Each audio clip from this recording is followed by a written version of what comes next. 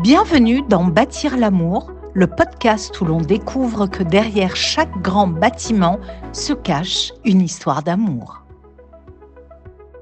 Pour la Saint-Valentin, direction l'Angleterre au bord de la mer pour une histoire qui mêle amour secret et extravagance royale, celle du pavillon de Brighton.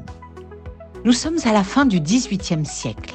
Le prince régent, futur George IV, vit dans le luxe. Mais il dissimule un secret. Follement amoureux de Maria Fitzherbert, une actrice de théâtre qu'il ne peut épouser à cause des règles strictes imposées par la monarchie. Au nom de cet amour impossible, il choisit de prouver sa dévotion en faisant édifier un palais rien que pour elle. Mais pas n'importe quel palais. Le pavillon de Brighton, c'est une explosion de style.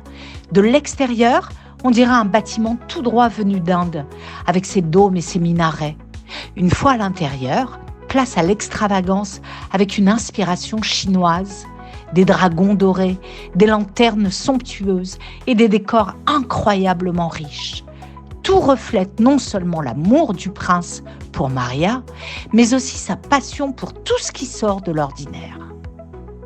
Ce palais, c'était leur refuge, un lieu pour se cacher du regard de la cour et vivre leur histoire loin des contraintes royales. Et pour réaliser ce rêve, la construction et l'évolution du palais de Brighton ont duré près de 40 ans, de 1786 à 1822. Un projet monumental qui a traversé plusieurs étapes et qui aujourd'hui encore reste un symbole d'amour royal et d'une certaine folie romantique. Ce palais, toujours aussi iconique, est aujourd'hui un lieu visité par des milliers de curieux. Et voilà, nous arrivons à la fin de notre série Bâtir l'amour. Mais l'histoire ne se termine jamais vraiment. Aujourd'hui, en ce jour de Saint-Valentin, on célèbre l'amour sous toutes ses formes, y compris celle qui bâtit des monuments.